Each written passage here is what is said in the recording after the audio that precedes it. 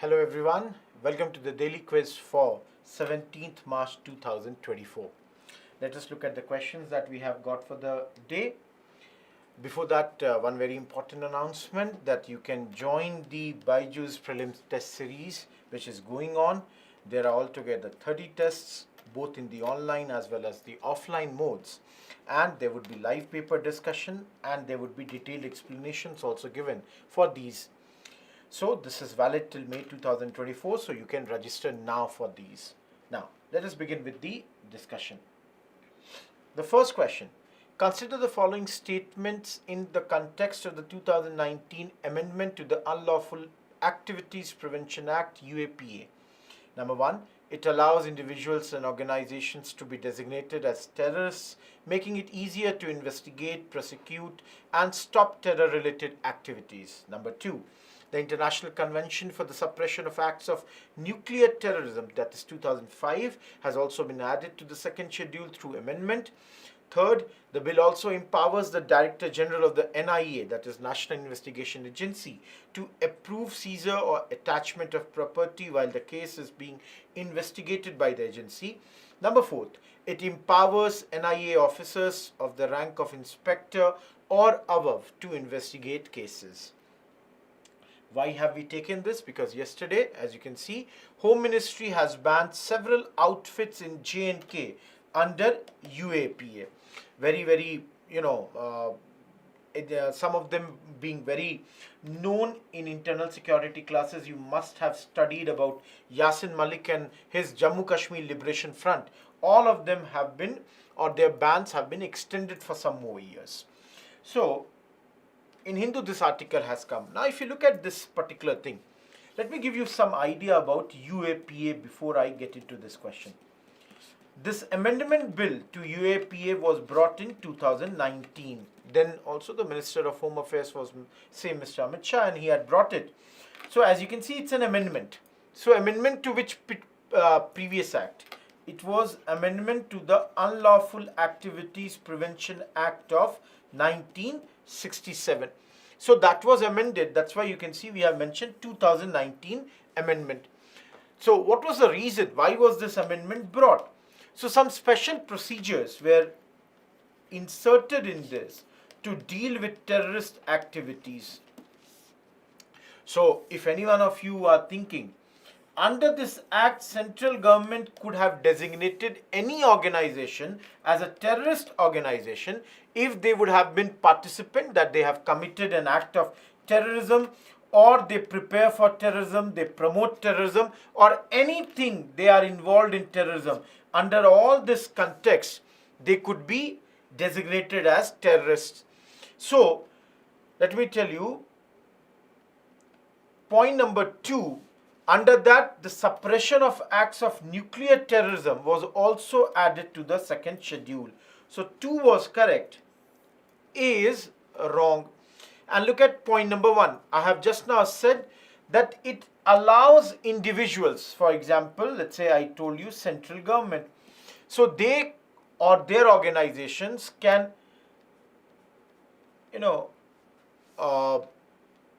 designate any individual as a terrorist or any organization as a terrorist. Thus, the central governments can easily investigate, prosecute, and stop all these terror-related activities. 1 is also correct. This is wrong. That means clearly 4th is also correct. It empowers NIA officers of the rank of inspector to investigate these cases. So clearly investigation can be done by NIA. So for example, Deputy Superintendent or Assistant Commissioner of Police, they can investigate this. Whereas any person who is at the rank of officer within NIA, they also can investigate this matter. So clearly 4th is correct. Now the only question remains is about number 3rd. The bill also empowers the Director General of the NIA to approve seizure of or attachment of property while the case is being investigated by the agency. Now see, here only there was approval also given to the seizure of property. So any investigating officer, whoever is investigating the case, needs to get the permission from the DG of police, and thus they can seize any property that is concerned or that is attached to terrorist or terrorism related activities. So this was also correct. So all the four statements are correct. Now, see, if you just look at the statements also, trust me, I thought one was very easy. I had only confusion with regards to this because some of you might have thought that maybe the inspector rank officer may not be empowered to investigate these cases, but in this case even they have been given this particular power. So all of them are correct. Apart from this, let me tell you, the terrorist activities, they have been included under the schedule of this act. Along with that, almost there are 9 treaties that have been included in the convention. For example, Convention for the Suppression of Terrorist Bombings, Conventions against taking of hostages. Similarly, the International Convention for Suppression of Acts of Nuclear Terrorism, which I mentioned in the previous slide. All this, so it has been made a very broad act in that sense, if I say it. Moving to the question number 2. Consider the following statements regarding the Election Commission of India. Statement number 1.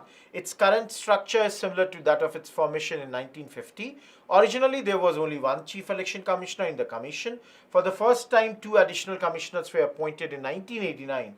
The concept of multi-member commission has been in force since 1993 till date. Now, moment you study these 4 statements, you can clearly guess 1 and 2, they both cannot be correct at the same time. Either 1 can be correct or 2 can be correct. Read it again. Number 1 says its current structure is similar to that of its formation in 1950. Statement 2 says originally there was only one Chief Election Commissioner. Now you all have studied recently, only 2 new Chief Election Commissioners have been added. So either 1 or 2. So clearly 1 is not correct. Initially, yes, only one. Sukumar Sen was there, the first election commissioner. So, statement 1 is wrong. Statement 2 is correct. Statement 2 is correct. That means, and 1 is wrong. I came to my answer.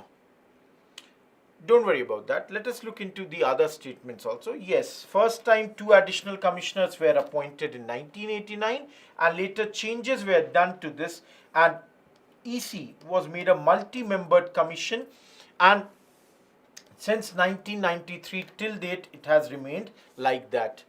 So again, in the morning also I took this article. You all, if you have seen the CNA, you would know that I have talked about this in the morning itself.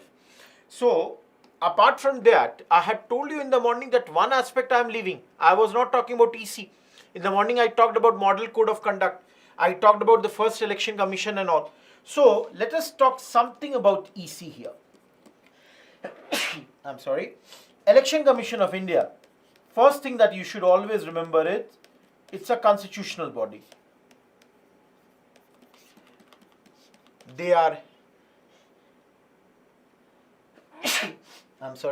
they are mandated, please remember, to conduct as well as regulate elections. Now you all in polity must have studied that this power has been given to them under Article 324 of the Constitution. So under this article, they have the power of superintendence, direction, control of all the elections. Now elections of what all? Whether these are the elections of the parliament, or they are the elections of the legislatures, or the president, vice president, all this power has been given to them. So that's why if you all see here, in the morning, not only the national elections have been, told by them that this will happen in 7 phases. Apart from that, certain states like Odisha, your Andhra Pradesh, they also will be, their elections would also happen. So 4 states, apart from that Arunachal and Sikkim, the elections are going to happen. So this is the case. Moving ahead, third question. Choose the correct match amongst the following. Now, you can see on the left hand side your grasslands have been given, on the right hand side their areas are given. Now, you all must have studied in geography the grasslands. You can divide them in any manner. Most easily we divide them under tropical or temperate grasslands. So here the names of certain grasslands are given. So for example, here it's not given, but if you want to have one more example, let's say take savannas. So there are many grasslands across the world. Now, one of them is prairies. Absolutely correct. This is one of the best examples of the grasslands, and they are in North America. Similarly, so if one is correct, if I knew only one, I know the answer. But again, we'll look into all this. Number 2 is, you all can see pampas. Again, absolutely correct. It's there in South America. So that is also correct. Now, is veld in Australia, downs in South Africa? Now, the problem is here, that's wrong. Veld is here in South Africa, downs is there in Australia. So these two have been interchanged. That means these two were slightly wrong here. So invariably we know answer is 1 and 2 only. And Bugyal, it's not in Iran, but rather it is in Uttarakhand. Now, why we have taken this question is because today you can see there was an article on Gulmarg vying to become a global winter sports venue. So in all these Gulmarg, Sonmarg, this word Marg indicates to the word grasslands. That's why we have taken this particular question here. So there are many grasslands, and as I said, they can be either tropical or temperate. So if they are, let's say, tropical, so they would remain warm throughout the year. They might be then followed by a dry season, wet season, annually a rainfall of around 30 to 35 inches, and they would have tall grasses or relatively short grasses. Similarly, there would be for temperate also, there would be something like this only. There would be parameters. Again, it's a very simple topic which you study under geography.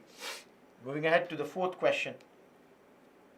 Fourth question is, consider the following statements in the context of Lifestyle for Environment Life initiative. At the Copenhagen United Nations Climate Change Conference in 2021, the LIFE mission was announced. Number 2, LIFE Global Call for Ideas and Papers is a platform for global scholars to share innovative ideas that can encourage individuals and communities to adopt climate-friendly and sustainable behavior. The LIFE Global Call for Ideas and Papers initiative is implemented in the 8 priority areas. Why we have taken this article? In the PIB, there was an article on this, what is LIFE Global Cell for Ideas and Papers, and you can see here, they have given some priority sectors. The 8 priority sectors are mentioned here very, very clearly. That means, you can see here, third line is correct. It is there in 8 priority areas. A is wrong. Now, that is the option number 1 is wrong because they have only changed one word. They have put the word Copenhagen. Rather, the word should have been Glasgow. This should have been the word. Glasgow should have been the correct place. So 1 is wrong. Now again, the moment 1 is wrong, the answer is B. That means the second line is also correct, that this calls for ideas and papers, and it's a platform for global scholars to share their innovative ideas. Now, see here. In 2021, when this conference was organized, our Honorable Prime Minister Mr. Narendra Modi had announced this mission life, and he had said that this would bring the individual behaviors at the forefront for the tackling of global climate action. So the whole purpose of this initiative is that a lot of times in our lives, take example of plastic, we use it and we dispose it. So the idea is that certain things like this, for example, a plastic may have a life of only around 15 minutes. Throughout their life cycle, we might be using them on an average for, let's say, 15 minutes. But then they cause a lot of pollution.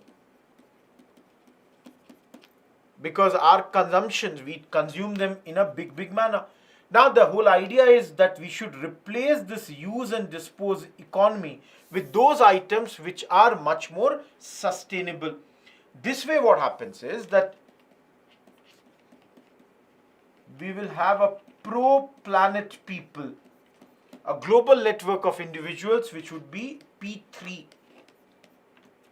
And through this P3 community, the mission would acquire or create an ecosystem that's going to reinforce environmental friendly behaviors, which I said would be much more self-sustainable. So that's the thing.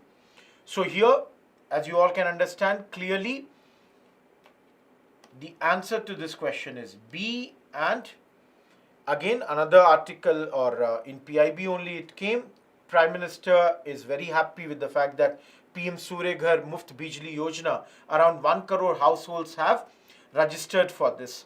And regulations have been pouring from every place, and certain states like Assam, Bihar, they have seen more than 5 lakh registrations.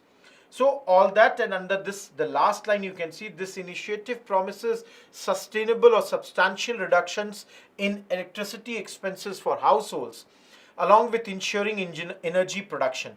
It's poised to encourage lifestyle for environment on a grand scale, contributing to a better planet.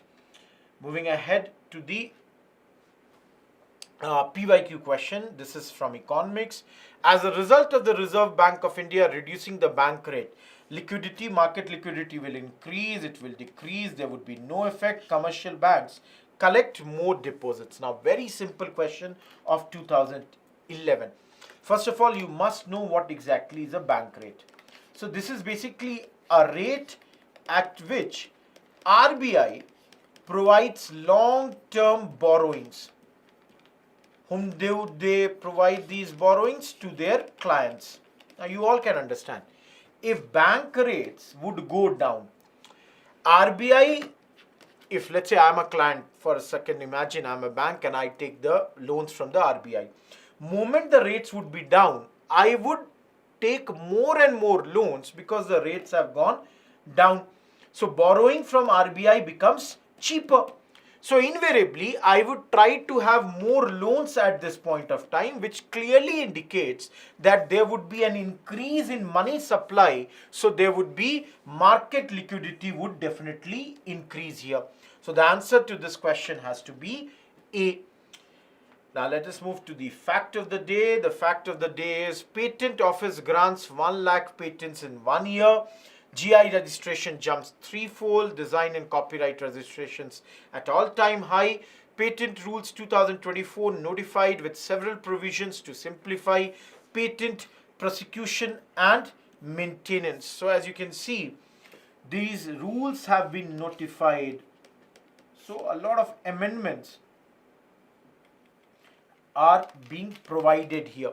So I was going through this. You don't have to remember all the amendments. Let the rule become a law and all that. But for example, time limit. If you want to file a statement about any foreign application, has been revised to 3 months from the date of objections. Earlier it was, for example, 6 months from the date of filing the application. Similarly, there is another. The time limit to request for examination has been reduced from 48 months to 31 months. So many such changes have been done, and these have been notified so that this whole procedure becomes much more easier and simple. With that, we are done with this quiz for the day. We'll meet again for the same analysis, 5 more questions tomorrow at the same time, same place. Do like these initiatives, do comment, do subscribe. That's all. Thank you. Goodbye.